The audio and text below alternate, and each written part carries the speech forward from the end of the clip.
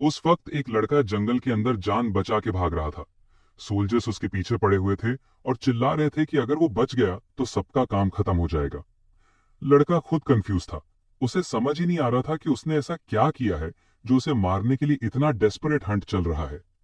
थक चुका था, सांस फूल रही थी और दिमाग में सिर्फ एक सवाल था, क्यों? तभी अचानक किसी ने उसे किम जुड़ा कहकर रोका। वो सीधा एक क्लिफ के एज पर आ गया था। उसके रुकते ही एक मैजिकल ब्लास्ट उसके पास से गुजरा और सामने के ट्रीज उड़ा दिए। शॉक और डस्ट के बीच लड़के को तेज खांसी आने लगी और उसे रियलाइज हुआ कि उसकी पुरानी इलनेस फिर से ट्रिगर हो गई है। अब वो बिल्कुल कॉर्नर हो चुका था। पीछे गहरी खाई और सामने एनिमीज। सोल्जर्स उसे उसकी मिलिट्री टाइटल से बुला रहे थे और उनका लीडर जैंग डोंग उसका मजाक उड़ा रहा था। वो कह रहा था कि लड़का ऑलरेडी माना से रिजेक्ट है, एक यूजलेस इंसान जो वैसे भी ज्यादा दिन जिंदा नहीं रहने वाला। थोड़ी देर में पूरा प्लेटून उसे घेर लेता है, कंफर्म करते हुए कि अब उसका एंड पक्का है। पैनिक में लड़का पूछता है कि उसके साथ ऐसा क्यों हो रहा है, लेकिन जवाब में सिर्फ इंसल्ट मिलता है। उसे ट्रैश बोला जाता है जो पहले ही मर जाना चाहिए था। फिर जैंग डोंग सोर्ड निकालकर कहता है कि उसने 29 साल तक जिंदा रहकर सिर्फ अपनी हर एक्सेलेंसी को इरिटेट किया है। तब लड़के को समझ आता है कि बात उसकी स्टेप मदर होंडा मित्सो की हो रही है। जैसे ही वो उसका नाम कैजुअली लेता है, ऑफिसर गुस्सा हो जाता है और उसे रिस्पेक्ट दिखाने को बोलता है। बिना टाइम वेस्ट किए लीडर उस पर अटैक कर देता है। लड़का बस आंखों के सामने आती तलवार को देख पाता है और अगले ही सेकंड उस पर डेडली स्लैश लग जाता है। खून उड़ता है और उसका बॉडी क्लिफ से सीधा नीचे गिर जाता है। अटैक के बाद जैंग डोंग अनाउंस करता है कि अब उसकी फैमिली की प्रॉपर्टी स्टेप मदर के बच्चों को मिलेगी। वो उसे मॉक करते हुए गुड बाय बोलता है, जैसे सब कुछ ऑलरेडी खत्म हो चुका हो। और फिर स्टोरी अचानक 300 इयर्स पीछे चली जाती है, यानी ईयर 2026 में। उस दिन दुनिया में एक अजीब एक्लिप्स हुआ था। सूरज अचानक डार्क हो गया और उसके साथ ही आसमान से एक मैसिव पिलर ऑफ लाइट गिरा।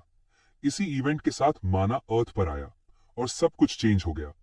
इस इंसिडेंट के तुरंत बाद 90% ह्यूमैनिटी एक सेकंड में ही डस्ट बन गई। वेदर कंप्लीटली अनस्टेबल हो गया, सिटीज कोलैप्स होने लगी और पूरी सिविलाइजेशन धीरे धीरे खत्म हो गई। और अब स्टोरी वापस प्रेजेंट यानी 300 इयर्स बाद पर फोकस करती है, जहां से असली कहानी स्टार्ट होती है। इस अपोकैलिप्टिक कियोस के बाद जो थोड़े बहुत लोग बचे थे, उन्होंने धीरे धीरे माना के साथ अडेप्ट करके एक नई सोसाइटी बना ली। लेकिन ये पीस ज्यादा टाइम तक टिक नहीं पाया। माना के साथ ही डेंजरस मॉन्स्टर्स और पॉइजनस प्लांट्स भी दुनिया में आ गए, जिससे एक और ब्लडी वॉर स्टार्ट हो गया। इस कांस्टेंट वॉर के बीच सोसाइटी ने एक हायरार्की बना दी जो मैजिकल पावर पर बेस्ड थी। जिनके पास स्ट्रॉन्ग माना था वो टॉप पर थे और जो रिजेक्ट थे वो बिल्कुल बॉटम पर, ऑलमोस्ट बेकार समझे जाते थे। हमारे एमसी का बैकग्राउंड यहाँ रिवील होता है।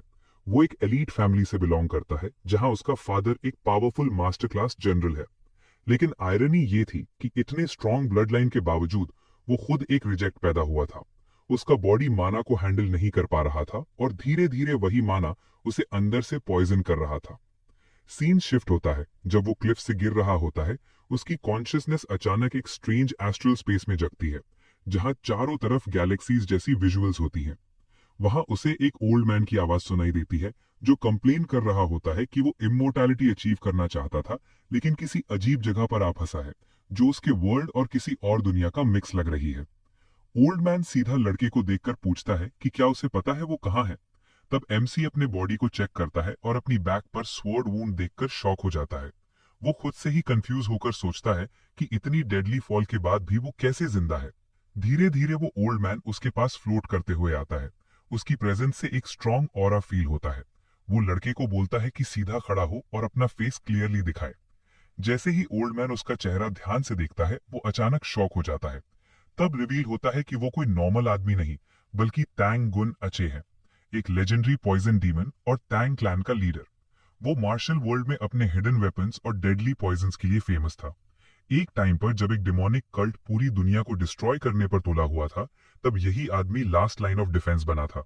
अपनी इनसेन पावर से उसने एनिमीज को क्रश कर दिया था, इवन एनिमी लीडर को टॉक्सिक स्लज में बदल दिया था। उसने पूरा मोरियम वर्ल्ड डोमिनेट किया था। अपनी लाइफ के लास्ट ईयर्स में वो माउंटेन्स में मेडिकेशन कर रहा था इमोर्टैलिटी अचीव करने के लिए। इस प्रोसेस के दौरान उसकी सोल बॉडी से अलग हो गई और वो ट्रू इमोर्टैलिटी की सर्च में निकल